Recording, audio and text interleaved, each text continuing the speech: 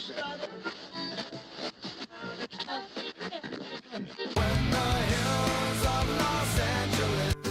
Angeles, I'm and most Hollywood nights. She goes to California, oh, California. What you say about Los Angeles? LA got the people saying.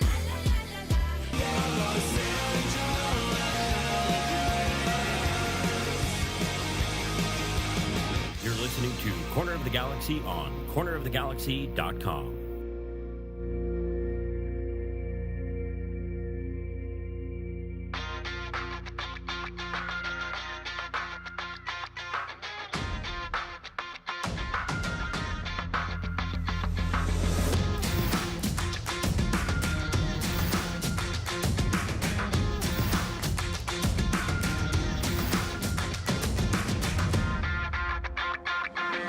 Welcome to Corner of the Galaxy, the show that talks 100% LA Galaxy soccer.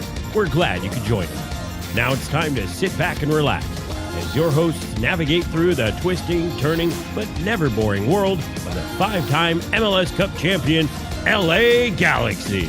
Hello, everybody, and welcome to Corner of the Galaxy on cornerofthegalaxy.com. I'm your host, Josh Guesman, coming to you on a July 28th, a Thursday, July 28th. LA Galaxy getting ready to take on FC Dallas this weekend. Should be an interesting match because the Galaxy don't ever win in Dallas, and we're going to tell you actually like when the last time they did win, and it was a long time ago. So don't even think about a win this weekend.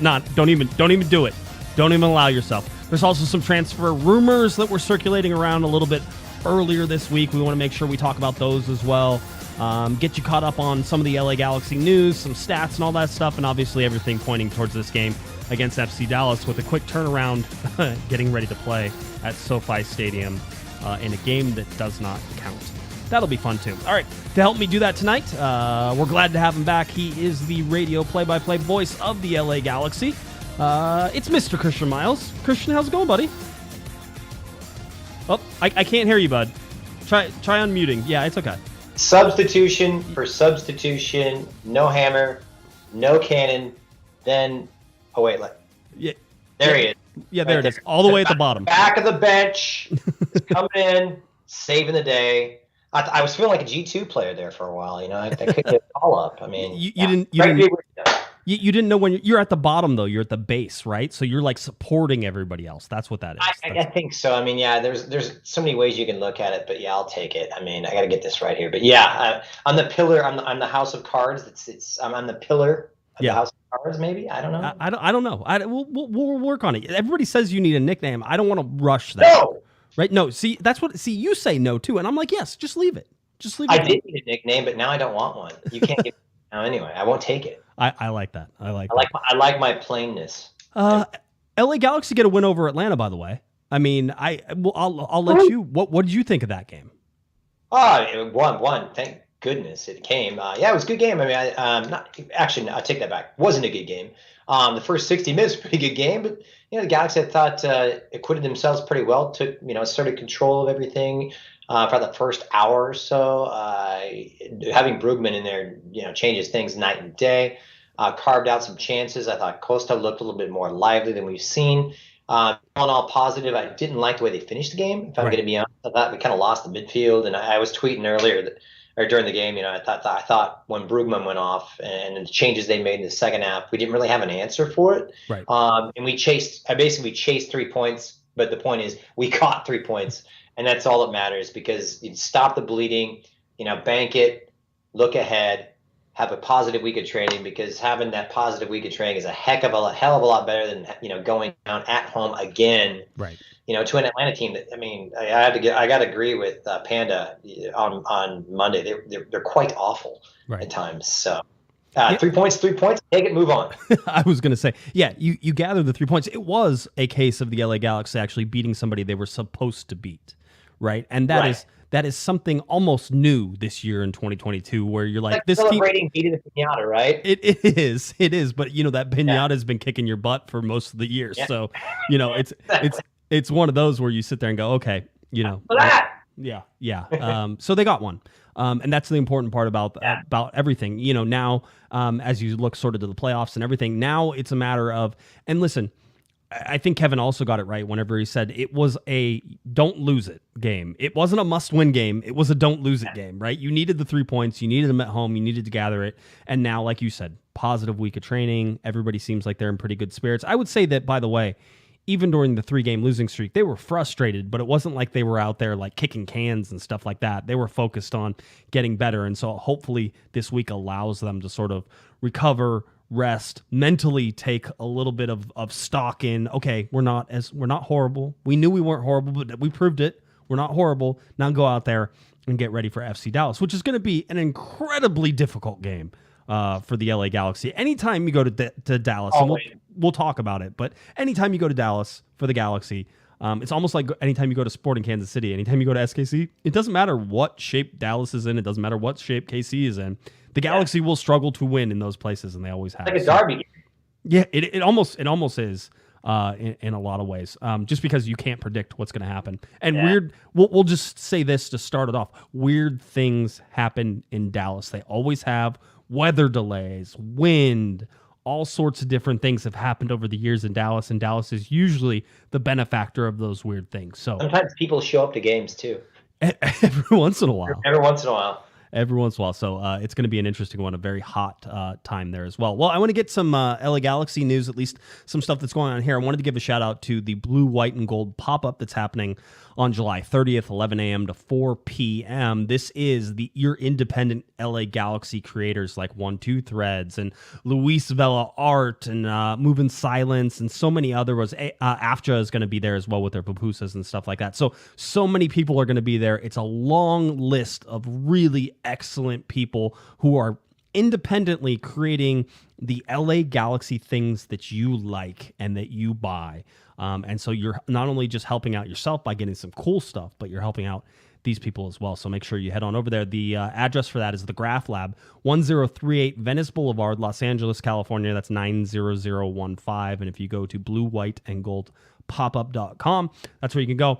I will not be there this weekend. I was there last year, I think, for around this time, but I have some family in town, so it looks like I'm going to have to skip that one, but I know a lot of people will be there, and it only gets bigger every single time, Christian. So some amazing people doing some amazing things. Guesman, family over pupusas? Yeah, I may have to find a way to meld those two things. Priorities, son, priorities. I know. It's absolutely one of those things. So, yeah. So I hope everybody goes out there. I mean, most of my walls and stuff are filled with these types of things, getting shirts and scarves and little pins and stickers and stuff like that. And it's a great time. And the coolest thing is you're around all Galaxy fans, right? So it's family already. So it's a lot of fun. A lot of people will definitely get out there. Awesome. All right. So we got that. Workout. Love it. One of the things we definitely want to pay attention to as well is the MLS secondary transfer window. That closes in 8 days. Basically, August 5th is whenever it all shuts down. The LA Galaxy, I know that there are a lot of naysayers, but the LA Galaxy are still in attack mode. Greg Van Ian, I talked to him after the game against Atlanta. He said they are still going after another player. That he felt pretty confident that would still happen as well. So, having said all those things, there were some rumors that popped up over this week. Nothing that stuck. We had Luis Suarez was the big one on Tuesday. At one point, it was said that maybe Luis Suarez was. Yeah, I know it's going to be. Everybody, watch your ears. All right. Where's Chiellini? Is he worried about that? So Luis Suarez was basically rumored to be going to Nacional. Now let's set this up. He signed with Nacional. Right. And so this is his boyhood club. He wanted to go back. And this seems like this is a warm up for any World Cup, or basically to go through the World Cup and then have a contract on the other side of it, because it only lasts basically until the wintertime with Nacional. And then it's something else. What is that something else? At one point, it was reported as LAFC was the place where Luis Suarez was going to land. And then very quickly that turned to, it wasn't LAFC. It was the LA Galaxy where he might land. I was not able to independently confirm that. But what I can independently confirm is the LA Galaxy have had contact with Luis Suarez in the last couple of years, right? 2 or 3 years, something like that. They reached out to him and basically said, "Hey, how you doing? Nice to meet you. Maybe you'd like to come to LA and play some soccer." So they have been introduced to each other before, Christian, which is not a surprise. I imagine that they talk to a lot of people at a lot of times. Luis Suarez was not interested in coming to the LA Galaxy at the time. Doesn't mean that isn't the case whenever this winter comes around. And if you sort of look at the timing of things, Chicharito's contract coming up at the end of this year. Right now, it looks like they will not sign another one. That's pure speculation based on his performance that we've seen so far here, Christian. And so if that's the case, there is a designated player spot open. Could 36, 37-year-old Luis Suarez come in as a replacement for Chicharito whenever Chicharito leaves? There's a possibility of that. So something to keep an eye on. Yeah, I mean, if you're asking my opinion, I certainly hope not. Right. I mean, we've been down this road, and Luis Suarez, back at his pomp, is a phenomenal player. I mean, an absolutely wonderful player, despite all his kind of indiscretions with biting and such. But hell of a player. I mean, he could add so much. But when you're seeing a player like this go from Europe and kind of spurning moves to whether it be Major League Soccer or playing in the Middle East with the Qatari League, which is kind of flush with funds, and then they opt to go to their boyhood club, that's an indication like, hey, this is going to be my last stop. I'm done. It also does put him on the radar with his national team coach ahead of the World Cup here. So if he has any chances or any hopes of doing that, he does put himself a little bit more in the front and center spotlight. But for me, I think, Luis Suarez does this deal, goes down to Nacional, finishes out the season. If he goes to the World Cup, hey, he's happy. But I think after that, I don't even think he's even thinking about football after the World Cup for me. Because as you said, I think he's going to be about 37 by the time we finish things up.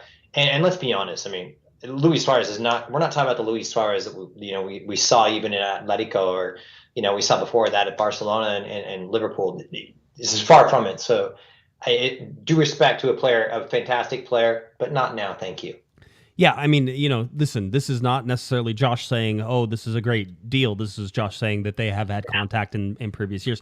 I don't know if they even had contact this time, quite honestly, and it was quiet enough that I kind of I had Uruguayan journalists calling me, asking me, and I'm like, I don't know. I mean, all of our designated player spots are full. I mean, it seemed like it was something just like conjured up out of thin air. And, to me, it reeks of agent speak where Mino Raiola, who was Zlatan's old agent, the late Mino Raiola was notorious for doing this, and the Galaxy is always the fuel for these types of rumors. Just throw it out there, and then it creates demand, and then you start your bidding war or whatever. So yeah, and unfortunately, the Galaxy always finds themselves in the center of these types of whirlwinds. So I'm not surprised by it, but it's fun to talk about, right? It absolutely is, always is. And I mean, when we look at it, here is the criteria I was given as the player that the LA Galaxy were looking to bring in, is somebody who could play both on the wing and in a central position in an attacking position. And Luis Suarez doesn't really fit, I think, on the wing, even though he has played winger over the years in some spaces, but not really. That's not him. So,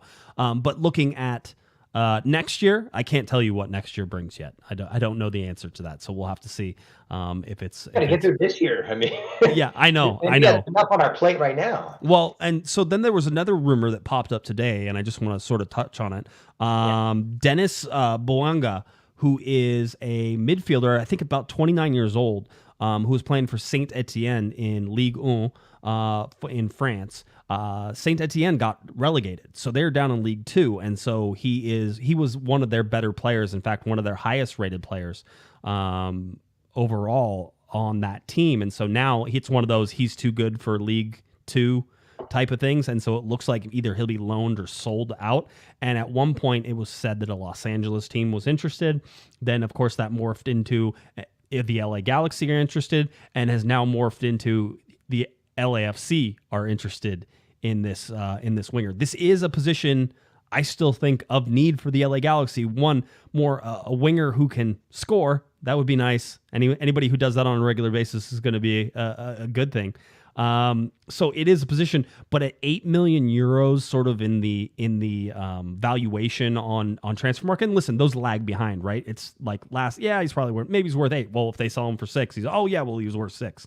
that type of thing. It feels like he's a designated player move, and if it's a DP move, LA Galaxy don't have any DP player moves, so it's more than likely this is an LAFC player, and that anytime a player gets linked with Los Angeles and the City of Angels here, it will be a battle between those two teams. Interesting that maybe we've seen a little flip script. It should be worrying for LA Galaxy fans as far as I'm worried. And the script flip is that perhaps there's going to be a default to LAFC, being Gareth Bale just went there and there was all this international, that the default won't be the LA Galaxy automatically getting somebody, that it could be LAFC. Something to watch. We know that international journalists get the two teams confused all the time. So just pay attention to that. I wouldn't be surprised if all of a sudden it's like a 180 and it's like, no, it was the LA Galaxy, and then you're like, oh, geez, okay. A lot of people said LAFC fans. I mean, we've seen their kits in cards as well, right? Right. No, absolutely. They get confused too. And so when the big deal though, I think is that that things are still moving. Things are still happening. I'm still optimistic that they get another player over the line here before the transfer window closes. And Vanny was optimistic literally days ago. So this is not like it's a huge stretch. In fact, I chased him down the hallway just to make sure I asked this question, which was, are you still optimistic? Because we had talked a couple weeks before, and he was. And he's like, yes, we're still going to do it. It's still going to. Obviously, he talked about league mechanisms and a whole bunch of other things that have to be satisfied. And we know that that's an issue anytime the LA Galaxy or any team tries to bring in a player, that there's all these things you have to go through, like discovery rights and blah, blah, blah, because somebody who has Messi's discovery rights? I can't remember who it is. It's somebody. It's just like, how can you discover Messi? Like, literally, how does that work, right? So those are the different things that you see. So nothing solid in terms of rumors, but with just 8 days to go, it's rapidly closing. And I think it's only like 35 days until September 2nd or something like that, until the roster freeze. So everything is about to shut down here really quickly here, Christian. Getting real. That was after you slide tackle Dejan Joveljic on the stairs, right? Man. I just want to get that clear for everybody. And almost with the Galaxy season hanging on the brink by the Josh Guesman toenail. It's like this line drive base hit that I hit whenever I was in high school to win a game once, right? It was like whenever I first told the story, it was like, oh yeah, well, it was like a dribbler right up the center, just seeing eye single. That's what won the game. And now when I tell the story, literally almost ripped the pitcher's head off. That's I mean, he's lucky he didn't get in the way, and that just striped right into the center field for the base hit and the win the games, right? It's one of those things where now it's going to be like, remember that time Josh almost hit Dejan Joveljic with a truck? Do you remember that? Yeah. He's driving with a blindfold on and a cigarette in his mouth. Drinking scotch. Yeah, no, none of that. It was just a little contact. I doubt Dejan even felt it. He's fine. By the way, that's a great halftime show idea. I like that. So wait, all this transfer speculation and all the rumors that you're way more up to than I am. What do we see here? I mean, where do you think it's going to go? I mean, we've just got Brugman in. I mean, I'm intrigued. I want to know. I would love to be a fly on the wall of Greg's mind about what he wants, what's happening. I don't know. I mean, I got to be really honest. I'm kind of at a loss at what they need, but what they want. Yeah, so the want still seems to be a versatile midfielder, right? Somebody who can play both in middle and outside. I don't know. That feels more offensive to me, right? Whenever you say that that's who you want, so that feels more offensive. And if you look at the LA Galaxy, they are lacking on the offensive side of things. Quite honestly, the defense really has been doing, not a great job, but a serviceable job. In fact, one of the better defenses in Major League Soccer, even though they've let in a whole bunch of goals as of late. Still like probably the top 33% in terms of defenses in Major League Soccer. It's the offense that has been struggling. And so when you have that offense struggling, it feels to me like, hey, that you need more goals. One of the problems is the LA Galaxy lead and are like third or fourth in the league in expected goals, right?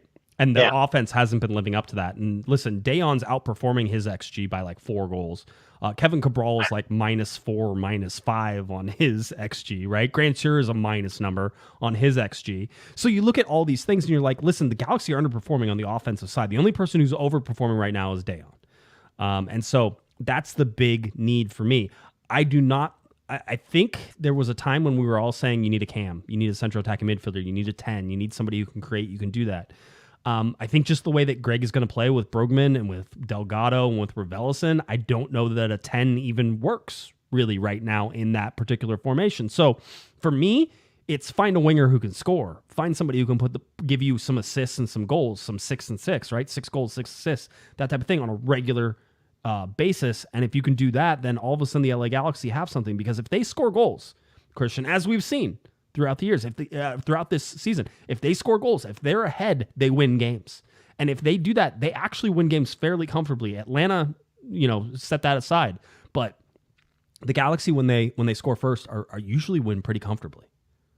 Oh yeah, absolutely. We need goals from elsewhere. 50% of our goals are coming from Denis Joveljic and Chicharito right now. And Chicharito, let's be honest, he's not exactly lighting up the score sheet right now. And a guy that should have found the back of the net. Yeah, and productivity from. We're not going to go down this Cabral conversation. We're not going to have it. We all know what it is. It is what it is. Right. Rancière can it's the same. Yeah. Yeah, and so bottom line is we're not getting the production from those guys, and you can talk about the running and the spaces that it opens up, which to Greg Vanny's points, he's absolutely spot on. But the point is, if you're playing up front and if you're playing in attacking roles, you've got to be scoring goals, and you're 100% right, Josh. We're not getting that, and I have to say, trying to find some productivity in a wide area, or if it comes central, I don't really care where it comes from, and I think it can come from a variety of areas, right? And yeah, it's really interesting you bring up the point with Brugman and how we've talked about everyone's crying out for this central attacking midfielder. And I think it's prescribing too much onto the positioning of what's needed. We just need it wherever it may be. And the way this team is set up, you're not really going to get that from that type of position, prescribing on that role. You bring in a player like Brugman, it allows the creativity of these players like Delgado to showcase, as well as Raveloson, who provides, as Greg says, a little more power. That's the big test now. Are those guys going to be what we were looking for in the central attacking midfielder? Are they going to fill that void? That, to me, is the gigantic question mark of this team that will define this team in 2022. Yeah, it has to. Because I think you're seeing that, the LA Galaxy have not been scoring goals. They need that creativity. They need that finishing. I mean, Raveloson needs to put 3 or 4 goals in down this stretch, right? And the LA Galaxy are in a 13-game stretch, absolutely playing for their playoff lives. But so is everybody else in the Western Conference for the most part. So there's nobody. I mean, even fourth place is not a win and some results that go your way, and the LA Galaxy can be in fourth place by the end of this weekend, right? And so that's how crazy. They could also be like in 11th place if you lose and everybody else wins, right? So it's one of those where it is everybody's sort of hanging on that thread, and it's going to be this way unless teams separate themselves. Anybody who goes on a run down these last 13, 14 games of the league, Christian, have a real chance of separating themselves from other people. Oh, it's a Wild West shootout. But it's interesting. I'm thinking about this. I don't think their per chance is a problem with creating chances. They're there. I mean, you look at this team, we've got literally 100 shots on goal. That ranks, I believe, is 8th best in Major League Soccer right now. Hit the woodwork about 6 times. The chances are there. The chances are there. But the problem is that final move, the final action that we hear a lot. And that's the question. And so when I mean this central attacking midfielder, this presence from underneath, whatever, a finishing product of it. I believe that the creation is there, and the creativity, the ingenuity is there. It's finishing off that ingenuity. And that is just the biggest final piece in this jigsaw that's kind of going to pieces in the penalty box right now. Yeah, it is. By the way, we got a $2 super chat from Chris.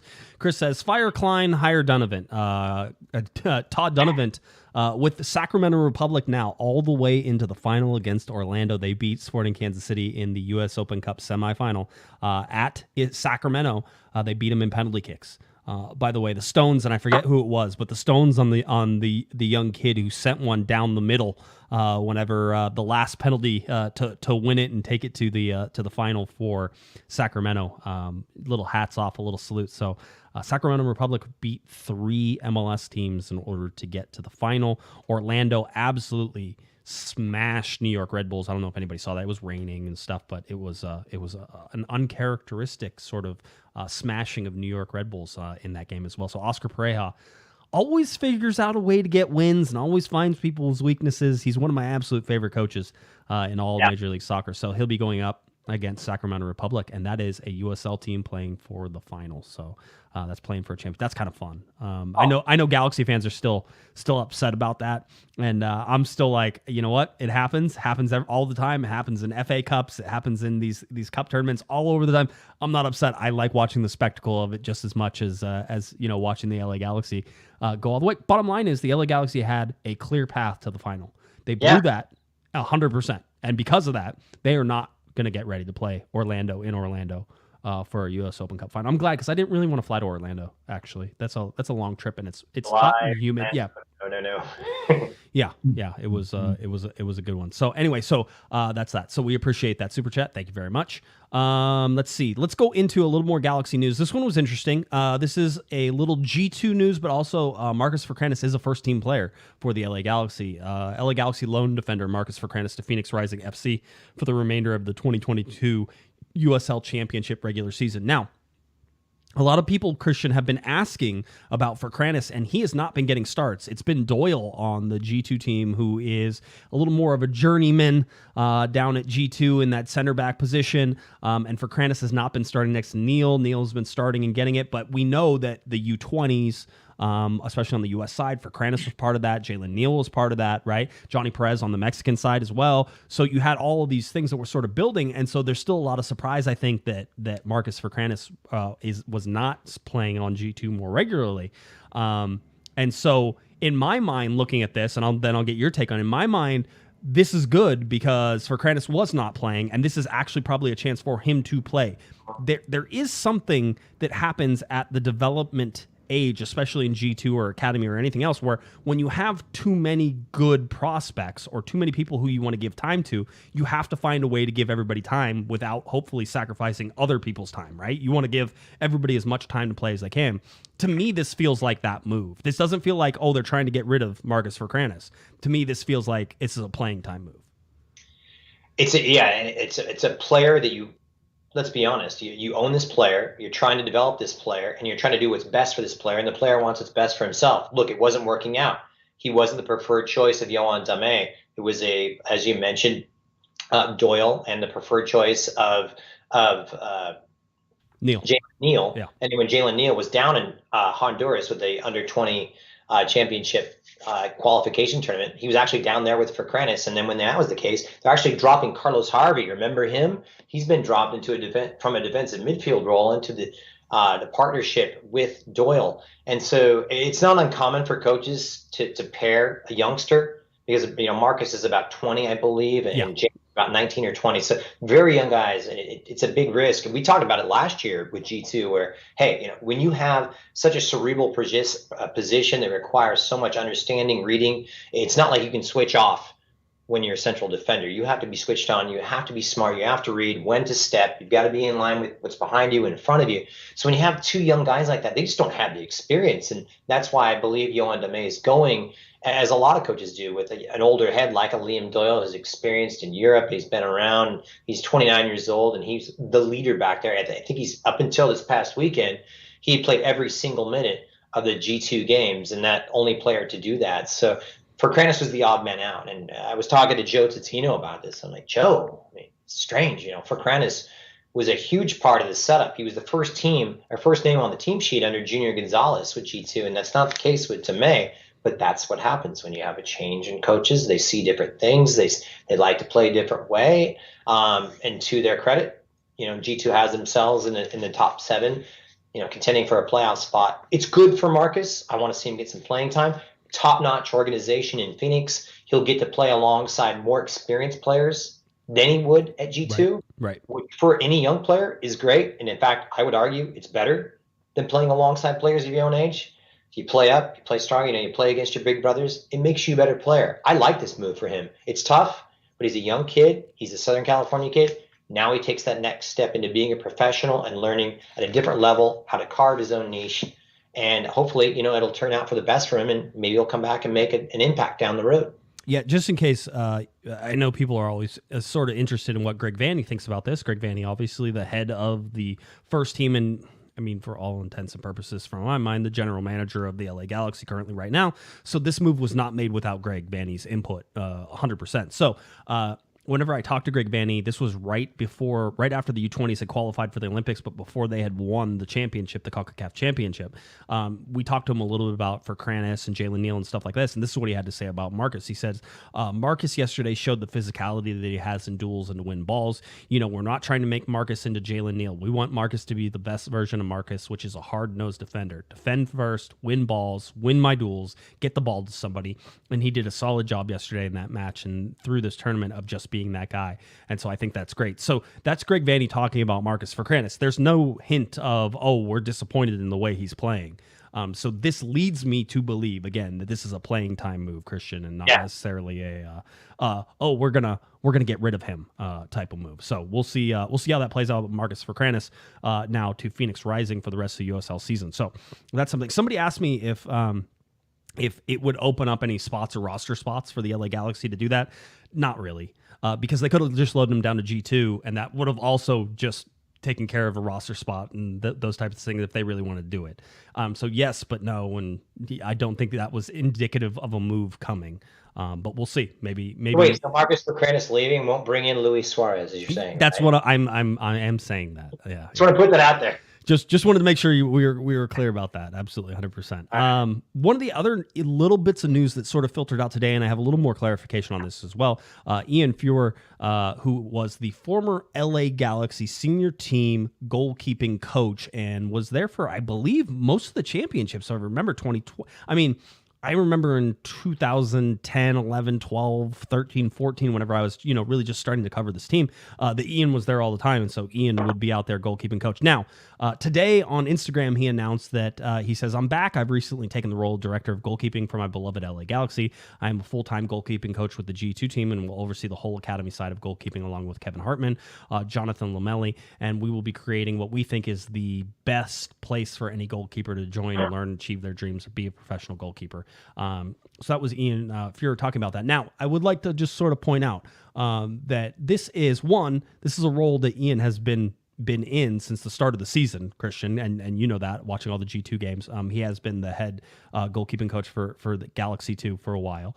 And that also, this is mostly for G2, and this is for the academy, right? That's the director of goalkeeping they're sort of talking about. So the idea here is that Kevin Hartman is the number one goalkeeping coach up there, and that let's see, how do I say this? Ian is not above Kevin Hartman, right? So this is sort of like everybody's going to help do this for the G2 team and for the academy, and Kevin Hartman can help in there as well as much as he can, but that Ian is that director sort of the academy and of G2 for this goalkeeping stuff, and that's what he's doing, which is another successful championship winning name with Ian. And I remember Ian being on the stage for a bunch of those trophy ceremonies and a whole bunch of things back with the LA Galaxy. Maybe somebody said, is this getting the band back together? This is another piece of the band that is getting back together for sure.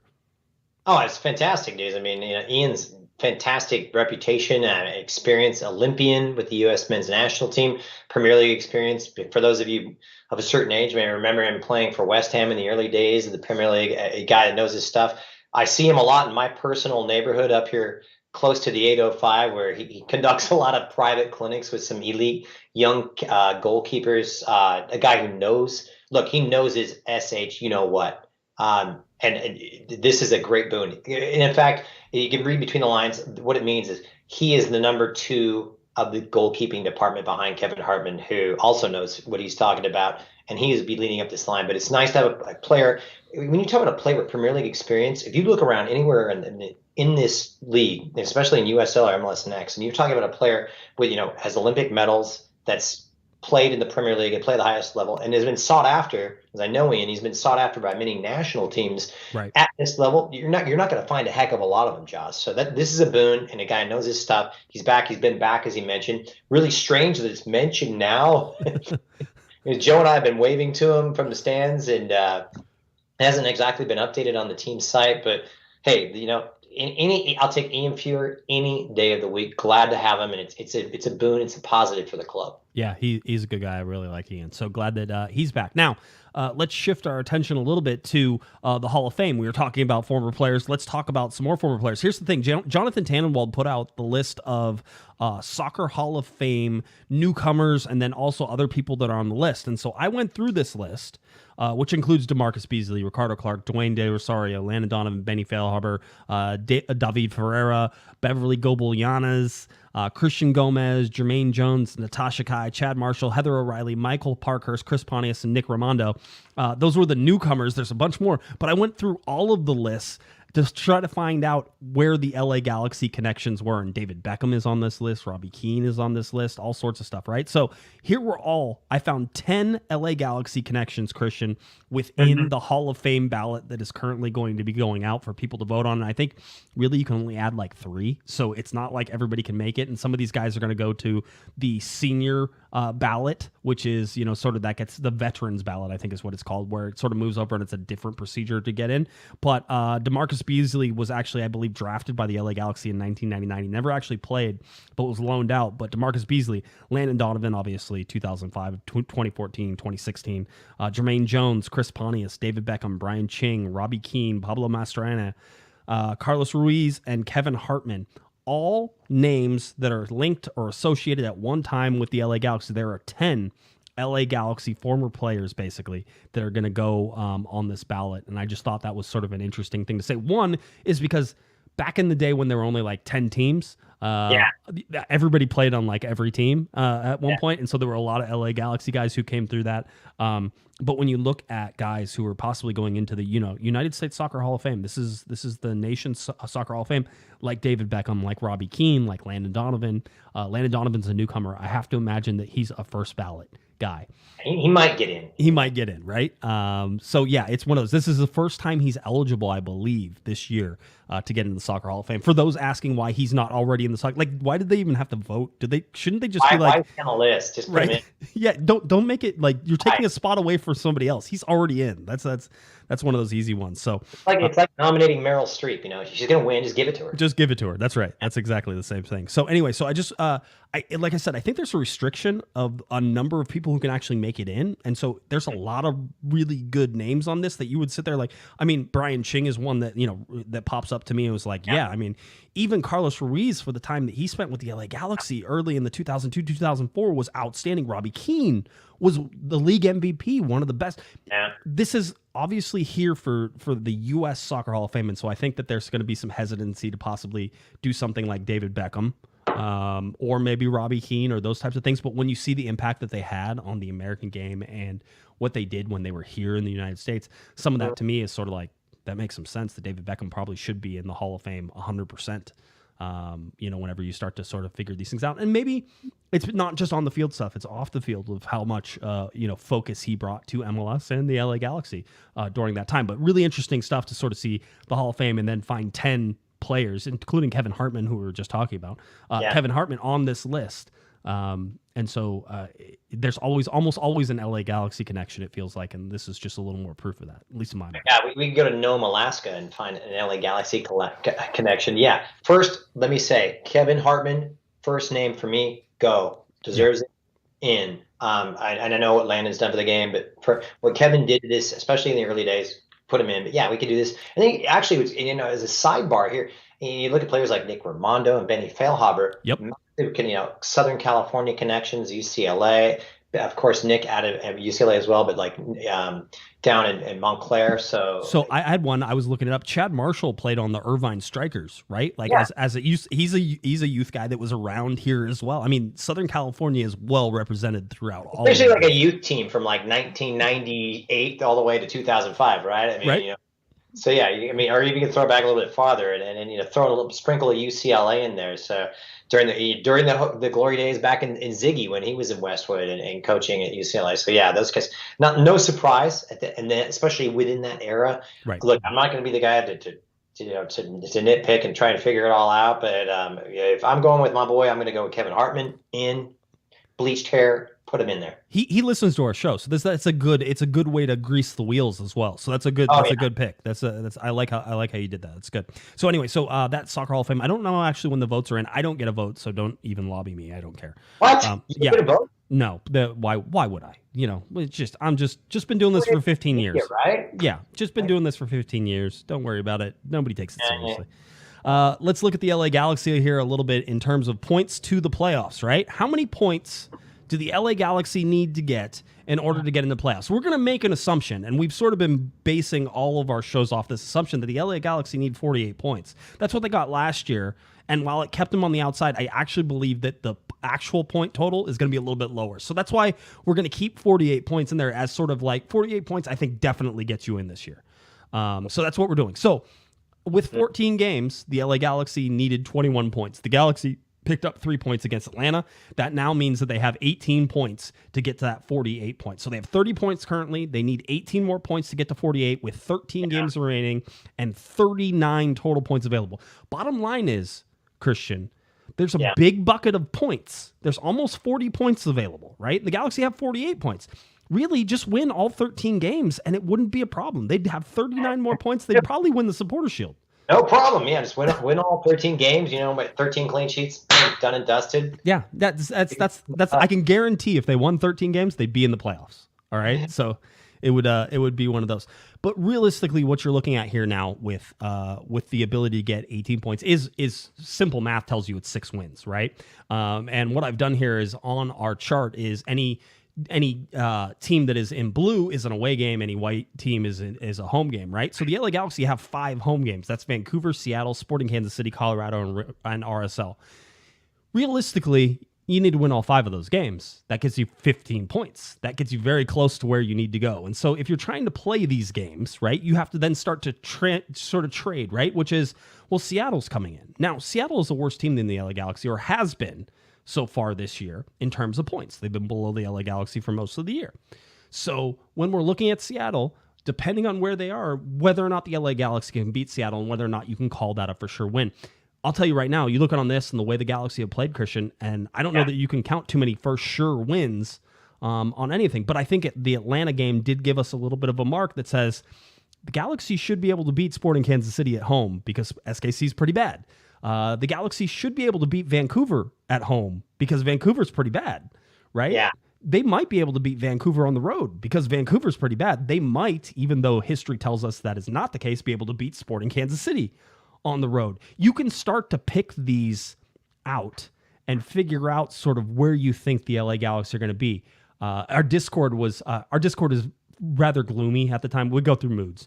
The Discord is in a gloomy mood right now, and they're like, I can see a decision day disappointment coming down. It does feel like this is all sort of grouping towards that last game at Houston, because why not? Because why would it be anybody else than Houston? But I guess if you want to exercise the demons, Christian, yes, then there are some chances to exercise some demons in here. Not only San Jose being a game that's just 3 games from the end of the season, a chance at Houston, a redemption against Houston in Houston last game. I mean, there are some chances for some exorcisms here if the LA Galaxy want to finally prove that they are good enough to go to the playoffs.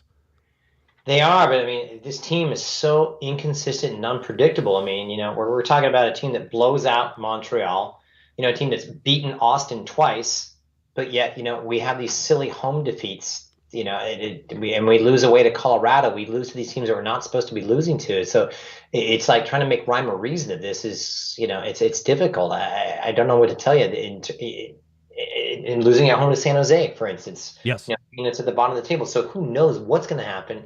And predict. It's a logjam. You're right. And trying to predict this it's fool's gold in my opinion. And. You had me on back in June 25th, which has been way too long, by the way. Right. I apologize. But, we were talking about it earlier in the season. It's like, this is where the rubber's going to hit the road. And here we are. Now the rubber's hitting the road.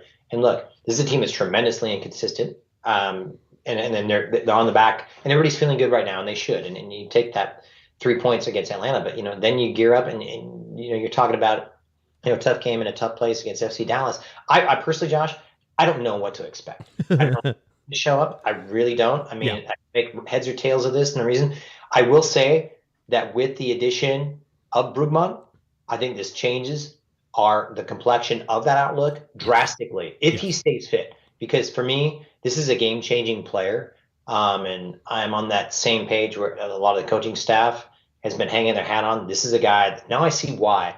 And it's what we've been missing. You and I have talked about this, even, not even on the pot. This is what they needed. They need a number 6. He's a true number 6. He provides balance, stability, distribution, great in the 1v1, whatever you want to say. He is it. Smart. And they haven't had that. I mean, we can go back, to Nigel. Right. Yeah. Crap. I mean, if you really look at a solid number 6, you get a number 6 like that, it changes everything. So my optimistic is more bright than negative looking ahead, even though we're so unpredictable and inconsistent. So I'm going to hedge my bets. And like I said to you back in April and back in June, I'm thinking if we finish somewhere in the top 5 or 6, right, I'll take it. And I think that's a team that's achieving its potential. Yeah, it's going to be. It's so much almost of a coin flip though anymore, Christian. I mean, some of these games, it's going to come. One bad call could literally keep somebody out right at this point because it's coming down. It's going to come down to like 3 points, 2 points, 1 point, that type of thing. I was also going through some other stats, so let's talk about the LA Galaxy a little bit. The LA Galaxy are 9-1-2 in 2022. Whenever leading or drawing at the half. Okay, they are 0-8-1 when trailing at the half. Yeah. Okay. Keep these in mind. We're going to go over a couple more. The LA Galaxy are tied for second worst in the league in points from losing positions at halftime. They've earned just 1 point from 9 matches in that position. They've dropped 26 points from that position, so losing at halftime, 26 points. Only Atlanta United, who has dropped 29 points, which the LA Galaxy just did to them because they were leading at halftime whenever they did. So just only reason the LA Galaxy aren't worst in the league from losing positions at halftime is because they just beat Atlanta, who dropped 29 points from the position at halftime. So the only thing I can sort of take here and say is positive, the LA Galaxy are perfect 5-0-0 when leading at the half. They dropped 0 points from those positions all year. It does. We've talked about scoring first, Christian. Now it's taught. Now, I mean, once again, this is like starting to lead. It's not just about scoring first. It's about scoring first in the first half. Part of that has led me to a conclusion, and I would like to share that conclusion with you. And then I would like to tell you that the people over at MLS actually started to try to make this conclusion as well. They basically asked, should Joveljic start over Chicharito? And it's a good argument. That's basically what they're saying. It's a good argument. To me, it's an easy argument to make. The answer is yes. Especially whenever you're talking about, let's take it game specific, right? Because I think Greg's going to take it game specific. Let's take it game specific. It's going to be 90 plus degrees. The low in Dallas is supposed to be around 80 the night that the LA Galaxy will play FC Dallas on this Saturday.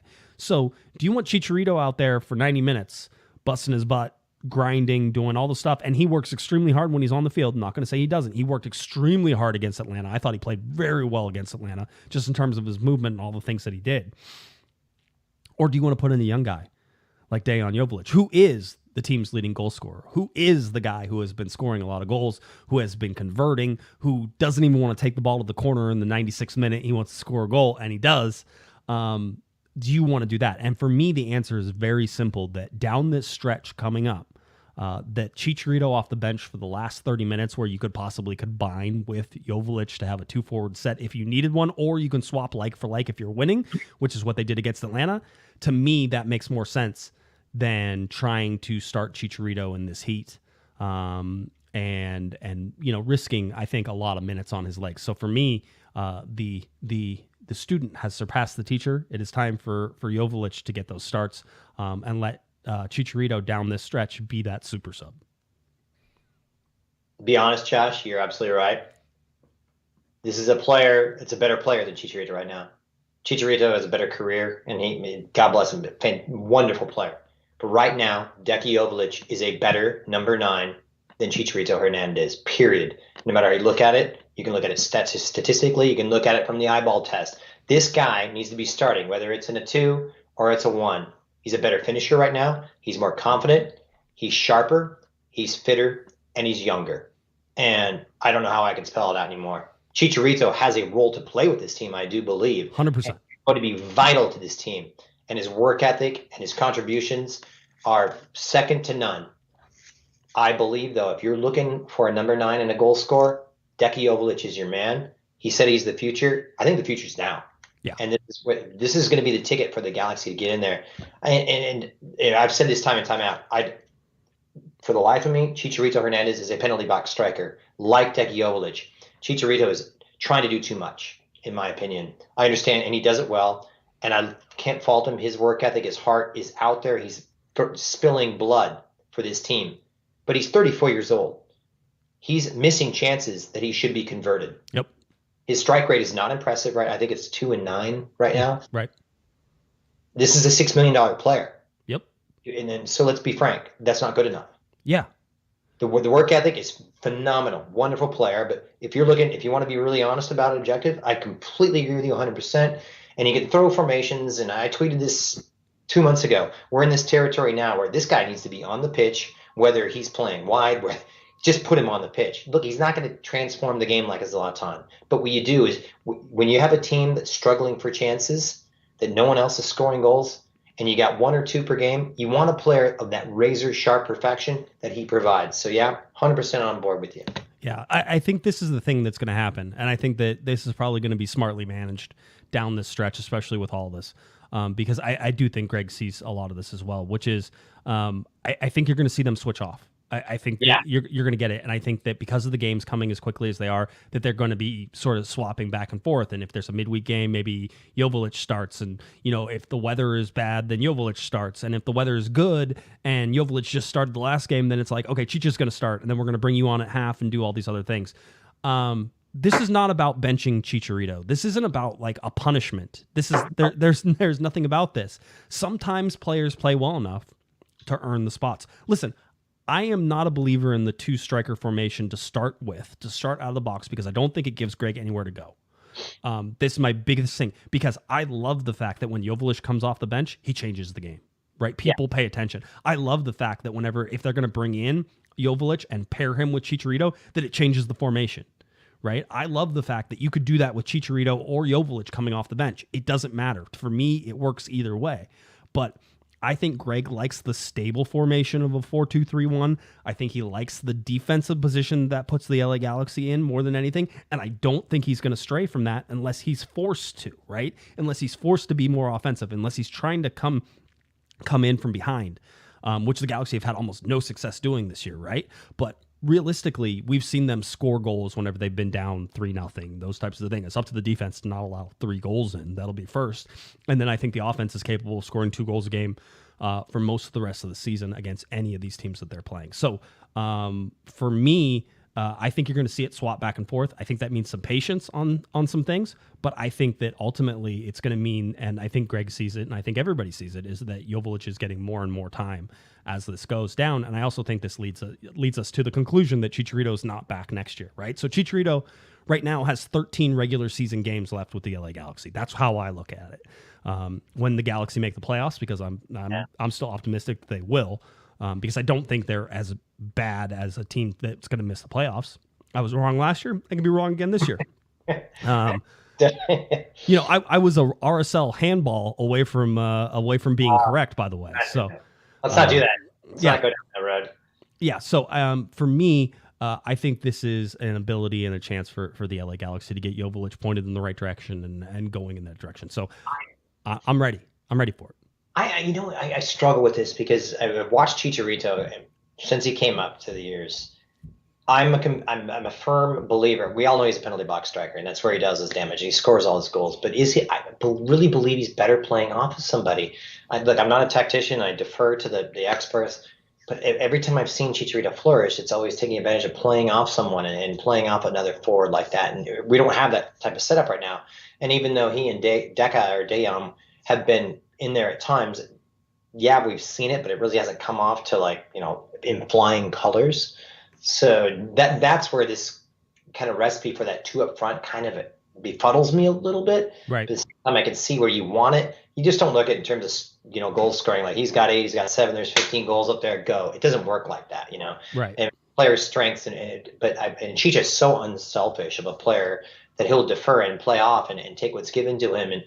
And so that's where the mystery to me is. The unproven commodity is those two together. Is that a recipe that can happen when it's called upon? Yes, you have an option to play, Joveljic instead of Chicha, or Chicha instead of Joveljic, and there's an argument as we're making for Joveljic to do that, which I believe is the case. And if you're trying to pick a better player on current form right now, but to put those two, it would be a dramatic change of system, which the manager has shown that he's not going to do. Yeah.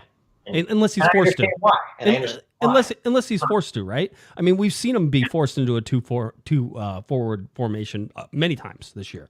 Yeah. And that morphs the midfield and morphs a whole bunch of things. I just think that the Galaxy are set up well with Brugman to sort of be in that triangle midfield that they're going to set up with Raveloson and Delgado sort of above Brugman and making that happen however it goes. So, it's going to be an interesting one to sort of see how this plays out down the stretch.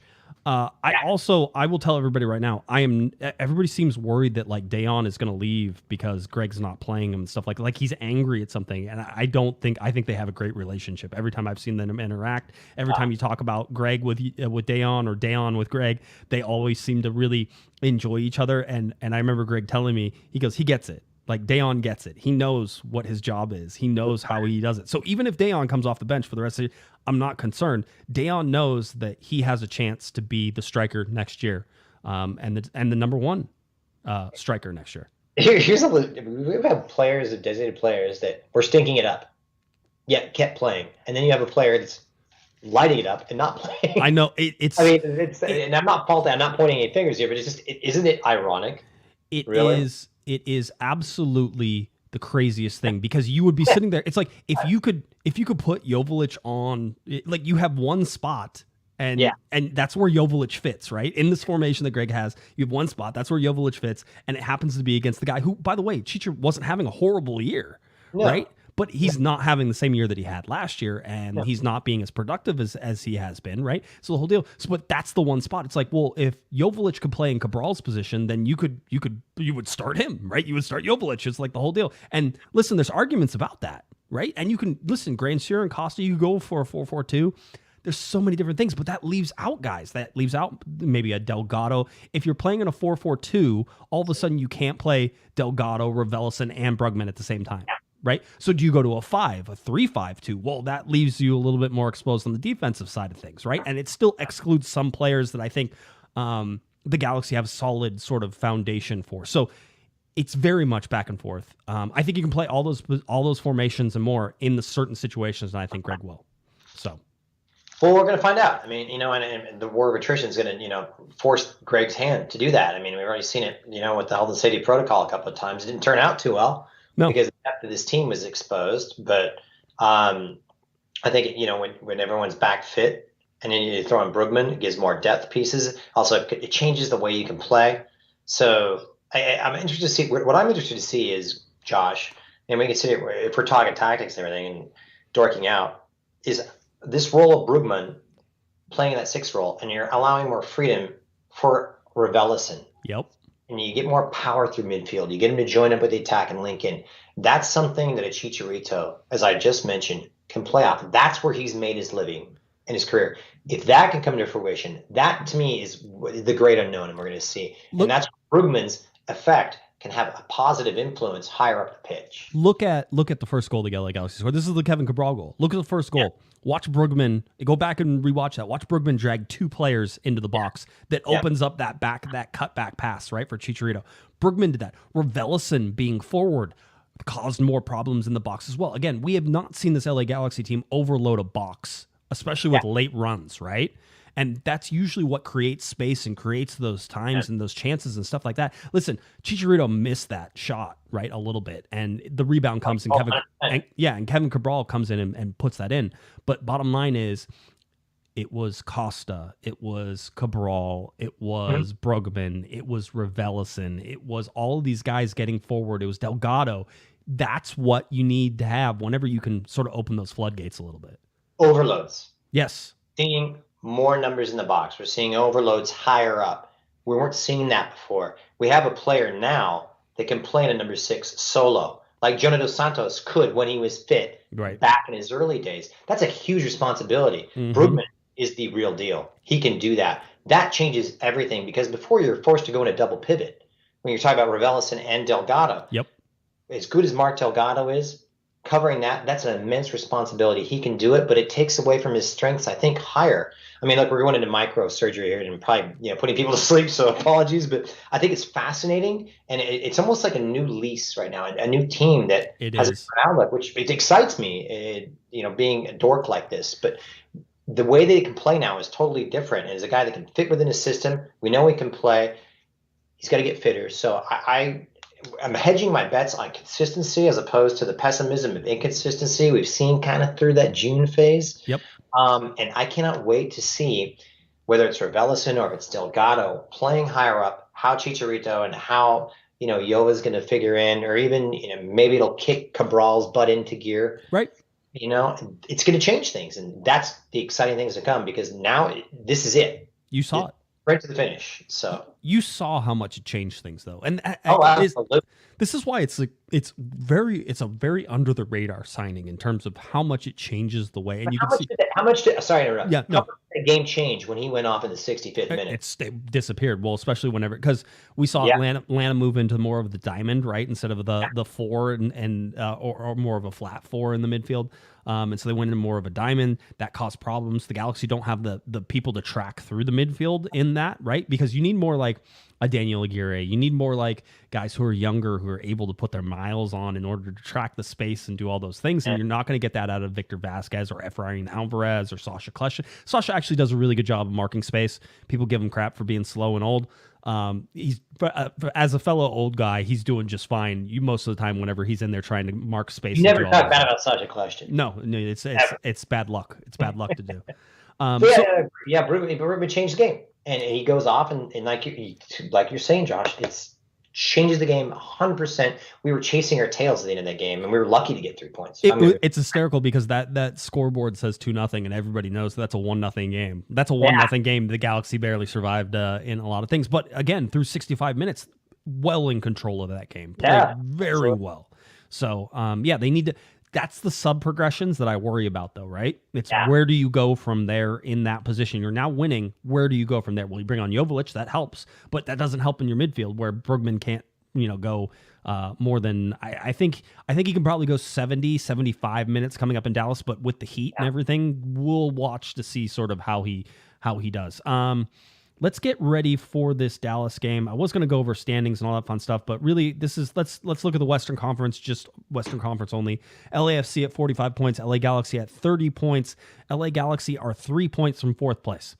Realistically, let's see, this wins. Yeah. With a win and a Salt Lake loss, and then Dallas doesn't move because the Galaxy beat them, and Nashville doesn't jump up because whoever they're playing, they lose to or they draw to. The LA Galaxy could be sitting in fourth place with a win over FC Dallas. Not that would ever happen because it's in Dallas. That's sort of where they sit. They sit in seventh. Now, you lose a game, you could see Seattle jump them. You could see Vancouver come up right underneath them. So Seattle and Portland could jump the LA Galaxy with wins over the weekend. Okay. Right. Yeah. So realistically, the Galaxy could be sitting in fourth place if they win, or they could be sitting in eighth or ninth place in the Western Conference if they lose.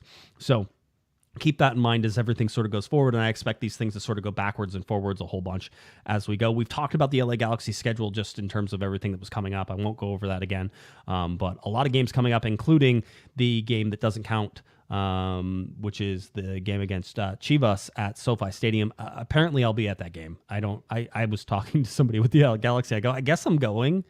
I guess that'll be fun or something. It'll be at SoFi. It'll be awesome. It'll be at SoFi. It'll be fine. I mean, it's going to be fun. Look, I'm an old school guy. I screw friendlies in the middle of your regular season. Right. I understand why it's done. It needs to be done. But personally, I'm a purist. I don't like it. But that's the way it is. Yeah, let's get you ready for this Dallas game. This game coming up on Saturday, July 30th, 2022. It's a 6 p.m. start time, 6:08 p.m. kickoff time. So pretty rapid one there. Spectrum Sportsnet and LAGalaxy.com is where you can find this. So Nikki, Joe, and Kobe will have your call. And remember, if you're inside of the Los Angeles area, LAGalaxy.com. If you're outside of that, hopefully you're outside of it enough, you can get it on ESPN Plus as well, where you can watch that game. So that's the game that's coming up. Dallas just got a win. They beat RSL 1-0 at RSL. It was one of their first wins in a very, very long time. Now, it wasn't like Dallas was horrible, Christian. They've been drawing games. But they certainly haven't been scoring. They haven't been doing the things that they were doing that was leading them to be this sort of standout at the beginning of the season. So either teams have figured them out a little bit, or we've seen a little regression from them here in the last couple of games. Just to let you know, overall, the LA Galaxy 39 wins, Dallas 35 wins, 13 draws. The fun part, the LA Galaxy have absolutely 100% not won in Dallas since August 15th of 2015. That was when 2 Robbie Keane goals, Christian. 2 Robbie Keane goals overdid a Michael Barrios first half goal. And I think it was 51st and 56th minute for Mr. Robbie Keane, scored 2 goals back-to-back within 5 minutes. And that is the last time the LA Galaxy have beaten FC Dallas in Dallas. Now, it's even crazier if you want to go a little bit longer. I actually went and looked at all those. So that was that game. Then you'd have to go back to July 28th, 2012, where the LA Galaxy beat FC Dallas in Toyota Stadium, a 1-0 win. That was a goal, thank you very much, to Mr. Mike McGee, assists from Mr. Robbie Keane. So there was that game. There's another game here. Thursday, May 20th, 2010, LA Galaxy 1-0 win over FC Dallas. Mike McGee in the 17th minute, assists from Tristan Bowen and Chris Klein, current LA Galaxy president. All right. And I'm going to tell you the last one. This one I think is the most lopsided victory I've ever seen for the LA Galaxy. A 5-1 victory. LA Galaxy 5, FC Dallas 1. Goals from Chris Klein, Edson Buttle. Another one for Edson Buttle. Let's see who else has all the goals. Edson Buttle got a hat trick. Look at that, Edson Buttle with a hat trick, an own goal in there as well. So that was on Sunday, May 18th, 2008. I'm going to tell you something right now. The LA Galaxy have only won 4 times in Dallas since 2004. Wow. Yeah, they've lost the last 5 as well. I mean, they haven't even taken a point in that. It's always a tough place to play. I don't know what it is. It's the hoodoo, whatever you want to call it, the weather. I mean, Greg was going on about the hot conditions and how dangerous their wingers are. Gosh, they got to come to play. I mean, points. It's about points right now. Right. I think we're more, and I think Greg is also kind of in this frame of mind. I'm not going to speak for him, but I think it's more. It's points right now. Performances. It's not about performances because we're sitting here as a team 22. You got 12 or 13 games left of the season. Now it's about points. But you look at that front 3, Velasco and Ferreira and Areola coming in. It's lethal. It's got great movement. And I think that's something that the Galaxy have really struggled with in terms of really mobile front 3s.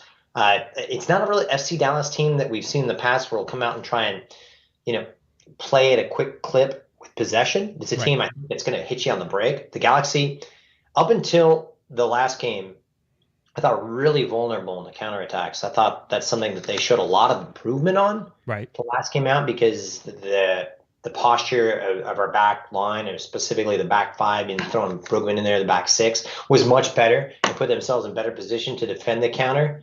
You put that same type of recipe against an FC Dallas, I think it bodes well and kind of negates the strong points of an FC Dallas team that's got great movement. They got Ferreira, who's bang on form with 12 goals this season.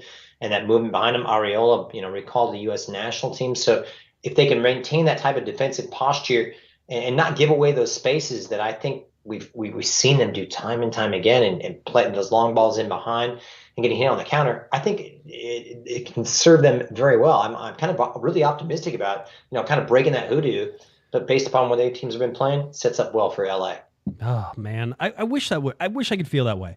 Just a reminder, the LA Galaxy. Come on, Josh, get on board. No, I won't. I refuse to be fooled. That's what I don't like. Listen, one time the LA Galaxy lost, and this was probably one of the games that they lost in the last 10 years. They lost because the wind blew so hard it blew across into the goal.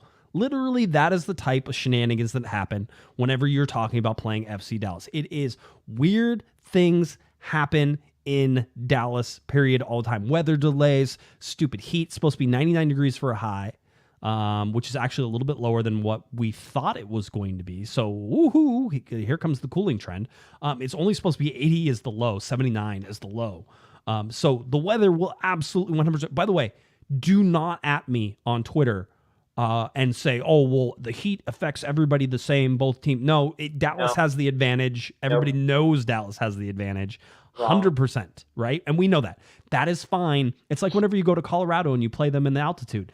Colorado has the advantage. That is part of that. This is part of the home field advantage. The Galaxy will suffer in this, which is why it's so important that they score first. By the way, if you remember, the LA Galaxy lost 3-1 to Dallas. They had 3 first half goals. That was one of the games where there were 3 first half goals. It was Ferreira, Areola, and then Ferreira again. So that was 3-0 in the 23rd minute. The Galaxy cannot afford to replicate that particular scenario. And if they do, if they give up even 1 goal in the first half, you could probably turn the game off, because we've seen so far the LA Galaxy are not able to come back from that unless they score a goal in the first half and they tie that game, Christian. Then it would be one of the few times that they come back from a losing position. Yeah, I look at this team and I don't see flaws in the way that the patterns they're playing, the systems they're playing. I see individual errors. Yes. And so the elimination of that, we saw a lot of that, due in large part to Brugman coming on and taking more responsibility, but just kind of stabilizing the shape. We didn't see a lot of that the last game. You cut that out of the game. This is a team I think that can, be up there within contending like that mid, second tier in Western Conference play. They can cut that out because they shoot themselves in the foot so many times where, look, they're not being outplayed 100%, but they put themselves in a hole where they're in a position to be outplayed. Right. Hence the stats that you're citing. So yeah, I mean, you got to start well, especially away from home, and a lot of it's mental. But I don't really put a lot of the past kind of hoodoo on this, but it's an FC Dallas team that's is equally troubled as we are. Yes, in terms of finding consistency. They got a banging form goal scorer, but the guy doesn't really find a lot of consistency in scoring those goals. I mean, it was 7 games without a win up until that victory away to Real Salt Lake, and it wasn't exactly a convincing victory as well, as they were outplayed in large stretches during that game. Yeah. So we'll see. I mean, a team too that different than FC Dallas teams in the past. They're pretty tight at the back. I mean, I think it's like 4 clean sheets, which is kind of a misleader, but a team that's only conceded 25 times. So which put the top 7 or 8, whatever, and 2 fewer than the Galaxy. So a team that it's tighter at the back than you may think of when you think of an FC Dallas team. So and this is where the Galaxy have to figure out how to break teams down that can sit back like that, because don't be surprised, even though FC Dallas is at home, they're coming off a victory away from home. Don't be surprised to sit them in a low block, which you have talked about many times, and the Galaxy have struggled against that. Yeah. And don't be surprised to see that and try and hit the space in behind. This is a game that can be won by the managers and how they set up in the tactical systems. I'm very interested to see how it's going to go. Joveljic has to start this game. I don't know that. This is not like me. Sometimes I know. I don't know that that's what's going to happen. I'm just saying, for me, with the Heat, this is a Joveljic game to start, and Chicharito comes off the bench. It makes so much sense for me. Bottom line. Don't start together? What? They don't start together? No. Because where do you go? And they're going to get tired. You're in 99-degree heat. Where do you go with that? Do you have Preston Judd? Are you going to bring him out so he can go in and play? I mean, you could. You could. I would have loved to have seen him get some time against Colorado. I mean, where's Ethan Zubak when you need him? It is. I mean, he's in Nashville, not playing. It's just, this is a super interesting matchup. To me, it's one of the most interesting and intriguing matchups the Galaxy could have after sort of a game like Atlanta. One of the ways to beat the low to mid block is to score first and bring that team out of that mid to low block. And so the LA Galaxy have to do that. That's sort of where you're at. They will 100% try to just run around the corners of the LA Galaxy. And so I don't know if this is a Chase Gasper left back game. What a game though. He played well, absolutely 100% well. And Atlanta was sort of a little bit of the same, which was, they had speed. You knew that they were going to try to get around the edges, and Gasper played well. To me, it feels more like maybe this is an Edwards speed game just in terms of how it's going. And you can bring Gasper on in this game. But Edwards is not the same defender that Chase Gasper is. I mean, quite honestly, over his career, I think Gasper has been the better defender, 100%.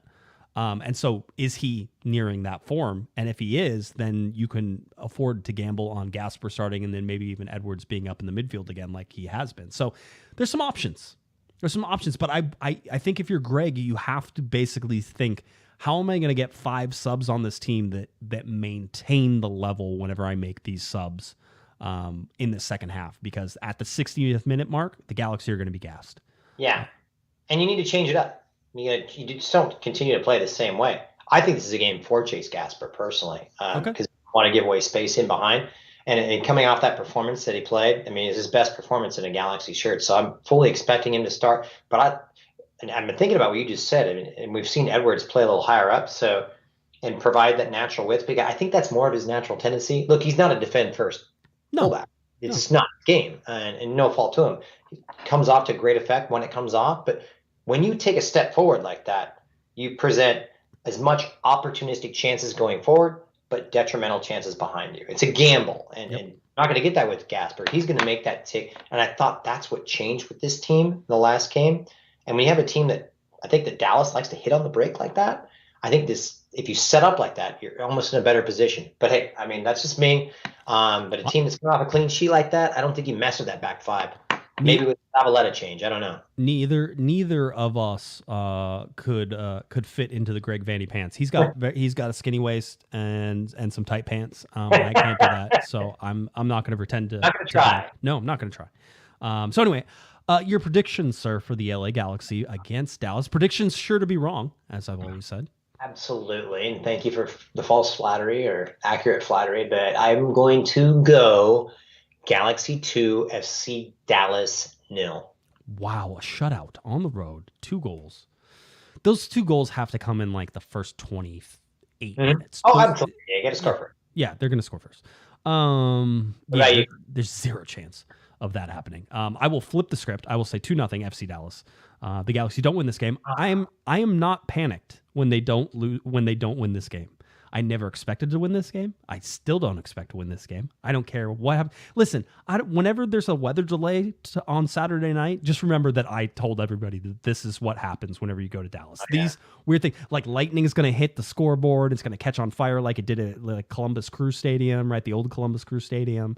At map free halftime. Yeah, and who knows where it is. But yeah, but there is zero chance that the LA Galaxy win this game. I'm so sure of it.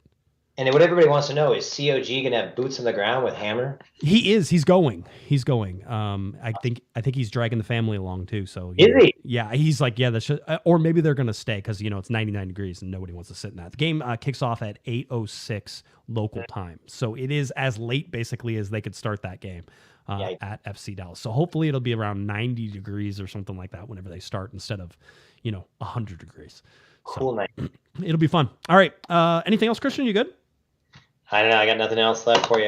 Douglas Costa.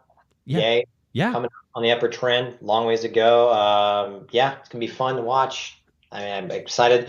Got a lot of ground to cover in the next few weeks and next few months. And it's when it's going to be decided. I'm nervously optimistic. I get it. I understand 100%. It's very much an unknown. This is one of the most question mark teams I have ever covered. I literally have no idea from week to week who's going to show up. And whenever they do play the way that they do, I'm always like, yeah, that makes sense. It doesn't matter whether they win, lose, draw, get blown out, blow somebody out. Like the Montreal game, you're like, yeah, that makes sense. Yeah, well, why not? Why wouldn't they do that to Montreal, right? And then it's like, it's Atlanta. It's like, I don't know, going into it. Then they play the way they do. You're like, yeah, that makes sense. 100%. That's how they're supposed to play. Every time they play, I'm like, yeah, 100%. That makes sense. They lose 3-1 to FC Dallas earlier. Yep, that makes sense. 100%. Can't say it doesn't. So, all right. Let's see. Let's get going. Christian, why don't you tell people where they can find you? Let's go. D-Miles Sports on Twitter. You can catch me, of course, at LA Galaxy on the website for home games, on the radio coverage if you don't have any Spectrum coverage. And, of course, if you're interested in a little bit of rugby, AmericanRaptors.com, and a little bit of Pac-12 soccer as well on Pac-12 networks. Yeah, Christian does it all. He's great. Thanks, Christian. Appreciate it. If you're looking for me on Twitter, it's at JGuesman. JGUESMAN, and of course at Galaxy Podcast. You can head on over there and get all of our tweets, all that fun stuff. cornerthegalaxy.com, podcast, videos, all that fun stuff. You can get that there. Shirts, all those things. Christian has a shirt on. I have a shirt on. It's a lot of fun. Good stuff. All right. I think that about does it. LA Galaxy heading off to FC Dallas on Friday afternoon. They will kick off on Saturday at 8 p.m. 8:06 p.m. is your kickoff against FC Dallas. Big game, an interesting one. All right. That about does it for Christian Miles. I'm Josh Guesman, and you've been watching to Corner of the Galaxy on cornerofthegalaxy.com. Take it away, Mr. Michael Arajo. You've been listening to the Corner of the Galaxy podcast on cornerofthegalaxy.com. You can follow the show on Twitter and Instagram at Galaxy Podcast, And be sure to check out and subscribe to iTunes, Stitcher, and Facebook by searching for Corner of the Galaxy. Fans, we thank you for listening, and we ask that you be kind and courteous to your neighbors as you leave the podcast. We thank you for joining us and look forward to seeing you again. Until then, I'm Michael Araujo, and on behalf of the entire Corner of the Galaxy crew, goodbye, everybody. So long, everybody.